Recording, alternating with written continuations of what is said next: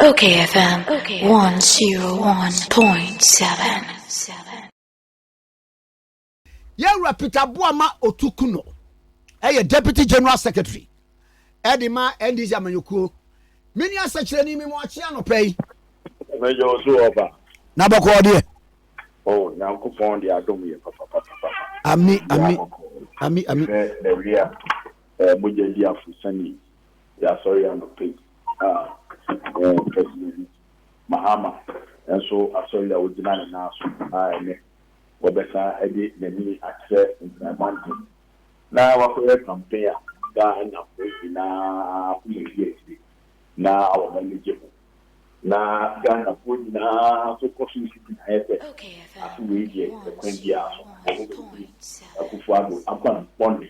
Among wood that, among wood Fakadam, na Maka President Mahama, I believe my opinion, not after that. I indicate the money. Now, what I say, we dear, Mammy Musa, una ma problem, a form to say, Mamu. Kwame, young coupon at Albuma, from your papa.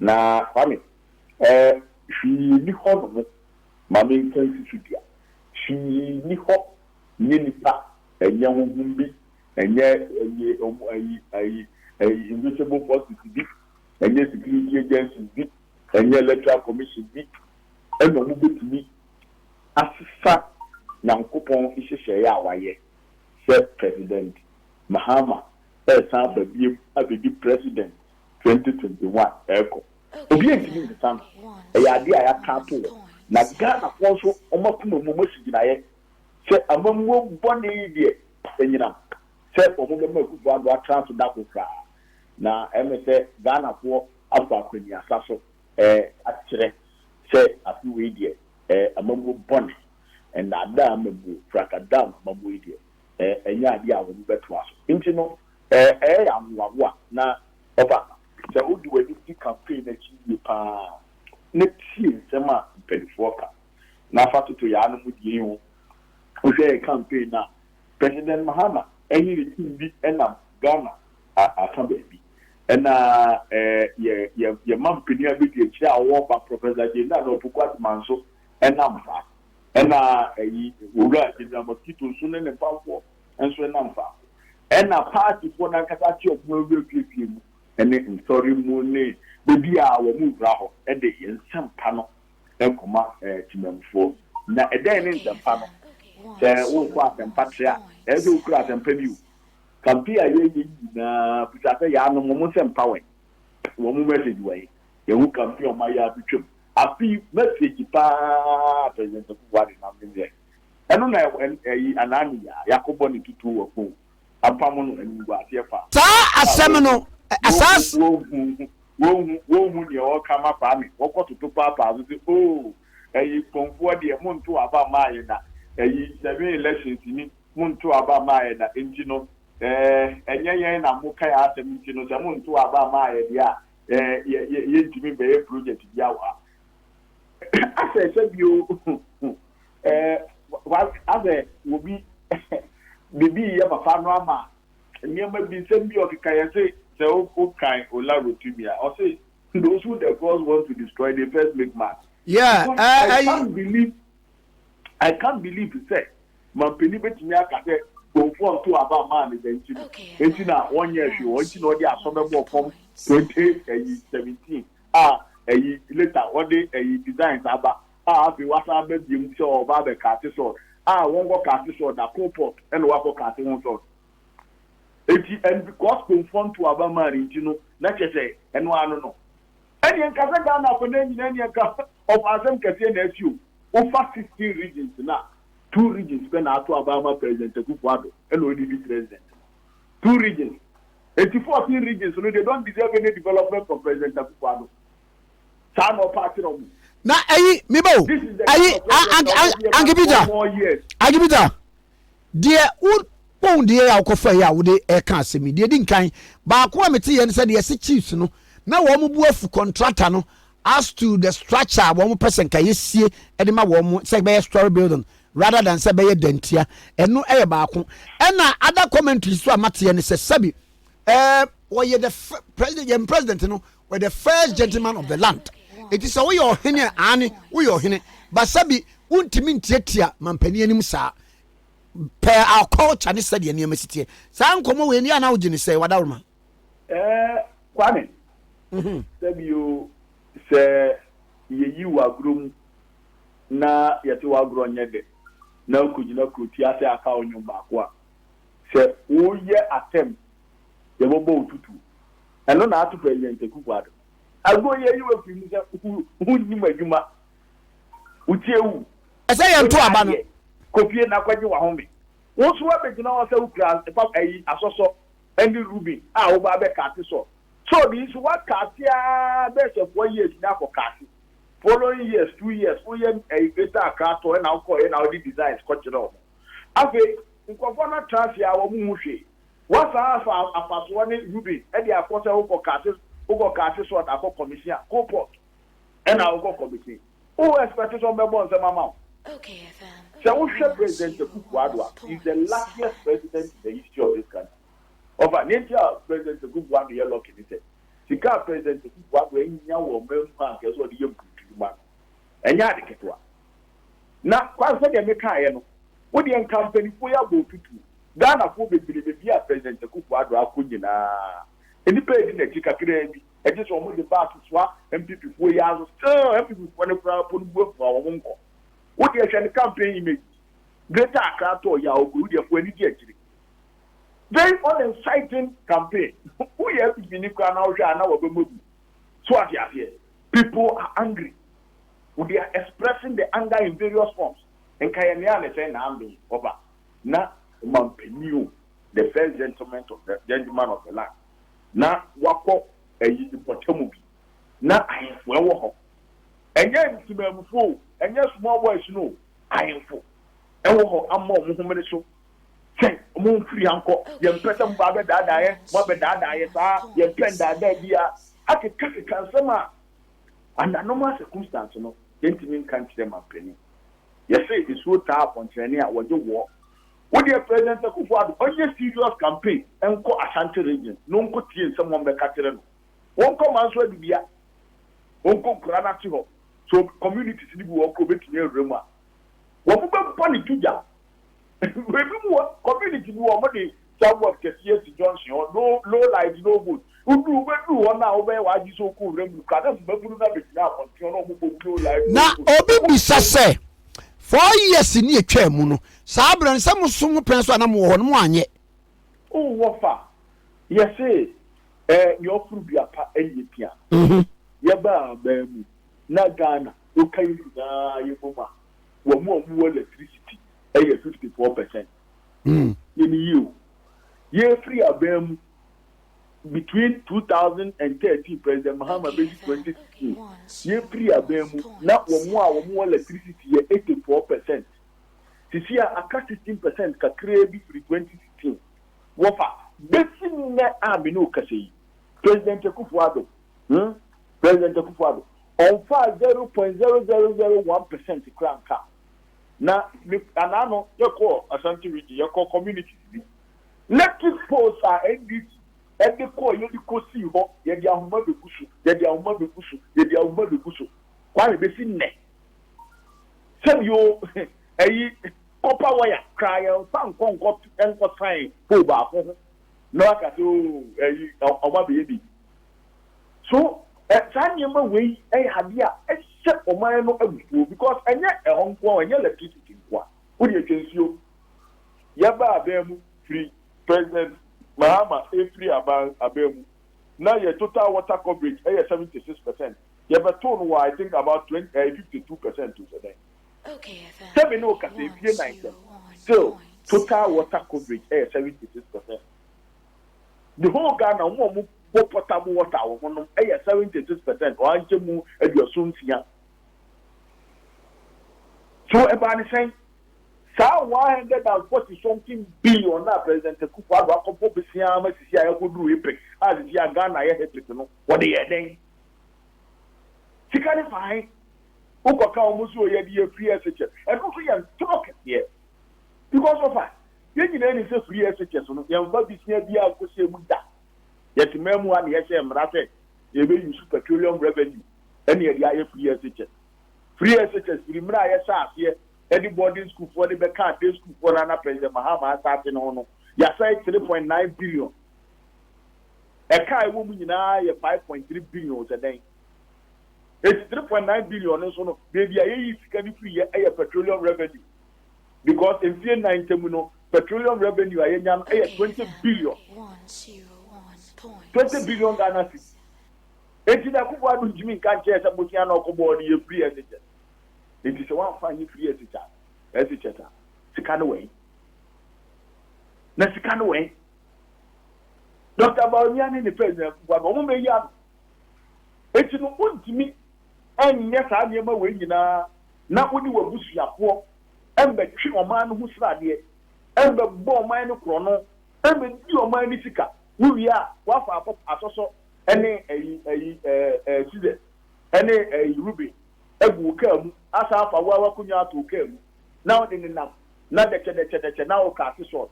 Who cast sword the new year, or the machine now with this young woman found for the other for and go cast sword. Who are you deceiving? Who are you deceiving? If you like, what a castle, hospital, will see the own cast sword. A lesson here now, Kabu, a Busume back, one may have about one, and I will cast sword for hospital. Okay, FM. Okay. 1, Tell 0, you, 1 point. yes, you now, no, yeah, you have fire. You will be paying. And the president, any as I bet you. It's a kind of way to over. Campaign in the baby President Muhammad in the name you travel. Afa President Muhammad. Okay. If you are not yet, and yet, idea, you be better. And I say, I am Pia, Metal, and I said, maybe, and yet, Kawaka. Yet, you are more Ghana for your soul to us once. You see, now I am a President Muhammad. You want to do it here with you. Nikakra of Bobisia bear 54 to 56 billion. You have moved to the deal to the may have been Katamani to see a Range Hospital or no more Bank of Ghana Hospital or Maritime Hospital or University of Ghana Medical Center or a Kwame Nkrumah interchange or Kaswa interchange or no a Kumasi Kejetia market or would you remember Bobo Bossa? I didn't consider who should do crap when you cry and in just compound the baby 1,600. A Kufa to buy a 243. And now our mobility track and I said, you gave the IP the toilet for me, you know. Actually, if I went to President Mahama, what the president of President Mahama, why are you going to in terms of development? Now, that of good to be a twabba. Yet, I have a they said, you bring young to sign yet away a bravo. Not fine. And look what I can cry. You have a track record to change. You have a track record to change. And no one here, and no crazy, yes, you debate. But you have a track record to change. I just said, message Ben at President Mahama. Message Ben at President Kufuor. Said you want great MP4 or programs, you are could go upon Kuma, we don't put the money somewhere. Message Ben Pan at MP for the now. One more manifest to read the room. But put your body back where when people form manifestation. Okay, When I was journalist, when I can finish out in kind of among form manifestation, so the open the other. Yet, you say me as well that crowd table. My yes, I will maybe. Why I don't pay? I'm a group. Who near the other group? Mate. Mate. Now, are you card back? I want MP for manifestation. Betting it. We want to be clear and about what we are some manifesto. It's not here where I am out to me. For manifesto, I would buy. Who are TV and 17%. What's our amount 4 more years? 4 more years, and also, and then I will be back. Penina. Oh, and a Muhammad, the amount of Abama, a Mumay and Trasso. Now, Juma, or major achievement, or Mukawa and very free as it is a cranium when I was out here. Free as it is, Muhammad is out here. Emma Mukram one about there was out here. At town, the March, Muba 2017 budget, I will read here, Mukato, President Muhammad, free as it is, you were Yaka. okay. If you want to send a woman, you want to know when it's a free as it is. Let's just throwing down to Fracata. And okay. Now, Mate, woman in that you, woman in Namna Mahama or Bar will be just 3 years. Tell you will be our traffic. And then the education minister to see how you're running mate, incoming vice president. Essence, I also years. Now, yes, what would you not what found to man? What found to marry a man, Palano, we are students in the school free. Now, actually, we say, or you're the progressive, or the day students not here. It's no more doors. It's in the next phase, so you have the borders that count.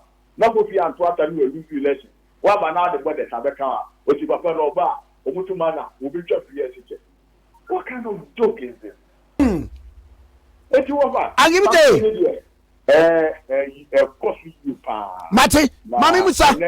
And you say, Yanko Pong, Casawayan, BPR, when you are President Kukwado told Greater Accra. President Mahama so told Greater Accra.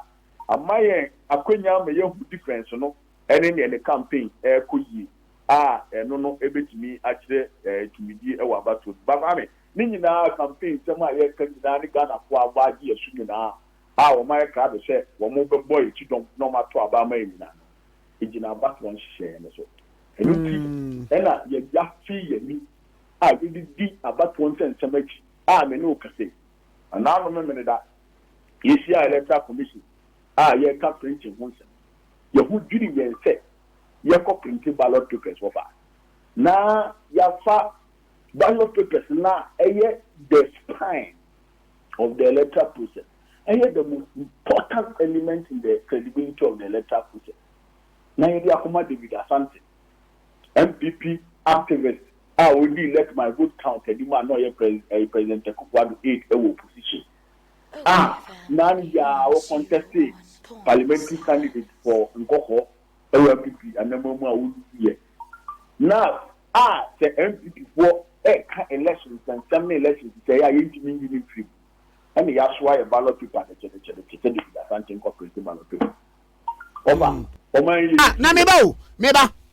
And from so ben, one who say be a state, be a printer, ebe print here. So one want to choose you, and say you be vigilant. Over any encounter, fact, ballot papers in command on board or MPP party headquarters, no one print or more officers. Now, I'm coming and call the via agent. Now, I ain't a one more printer, I'm a bonus one. Baby, I want you so near the Vida Santi printing press, our running a friend Ghana Publishing Company. Say your mind, yo, Ghana Publishing Company. Now, Wova, Ghana, and your my Ghana, dear. Aye. As when your president, the people are doing my penny. Aye, says she said. Exactly. It's not a buying to keep decision, so opposition to be cutting, so I buy so by an wire. Time it here. It's not every institution, yeah, tell you, and then when you and yet, a real self-harm is like, yeah. And you're on the children of a family. Aye. And you're on the children of a family. Yeah, I got a family. Who quoted Yama crowd or self-harm despite the need you want to be pamon. Oh, there be to me, yes, sir. Then you was and then somehow can rather human audio. Oh, now,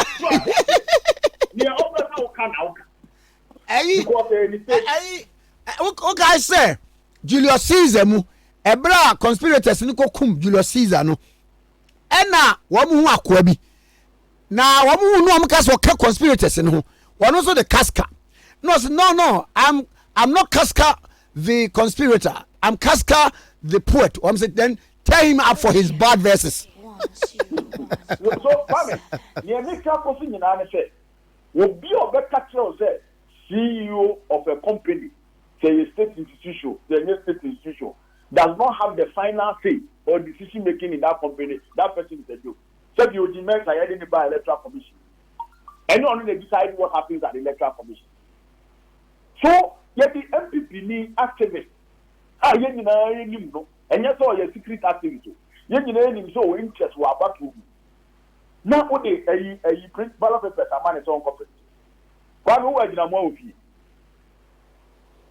One who is in a movie. Aye.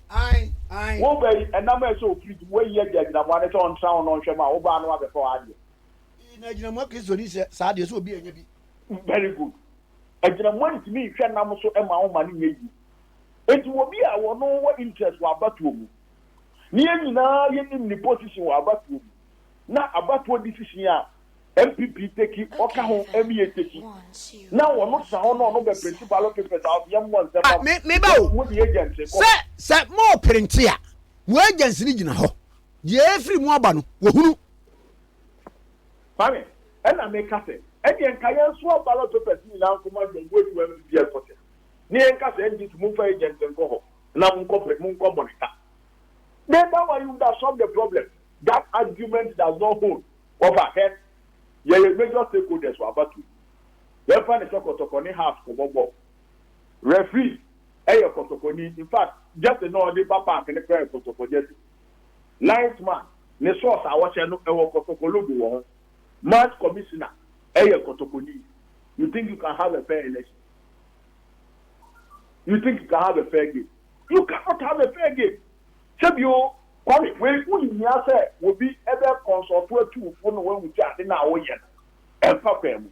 It's not as if they don't know, said they be the something of let my vote count and that Ghana Publishing Company.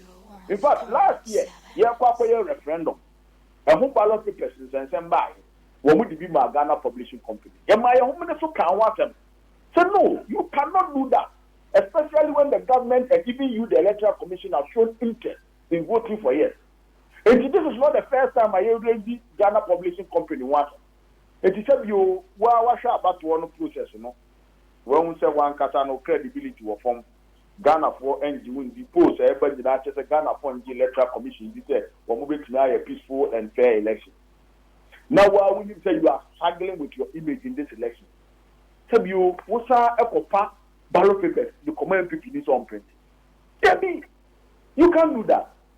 Over. Say enu koda nchen a say wo hwe Ghana Publishing Company and that first time our mo print about ewu enkla new na so no who say obi ama wo mo hom so akata tiada then because that Ghana Publishing Company no is considered as one of the institutions that baby ejina no pempesu ejina no you have to do it whether umbo modern say wo party nsensem ko. It will be a appointing upon a Ghana Publishing Company. We time I saw you know. Nipano and your partisan appointee or your partisan activist. When our ministers now person you are now be a want to me one of my ministers and for beyond. But want to me and Kofa will be a want to me another David Asante, another job will and contract Ghana Publishing Company and contract NCC and contract Electoral Commission. What we are seeing today is that President Akufo-Addo, the year expecting the peace, is caused by President Akufo-Addo appointments. What bastardizing state institutions that are independent. Now the party activists are putting it. Can you also Electoral Commission? Okay. Jim Benson and Dr. Boss, party activists.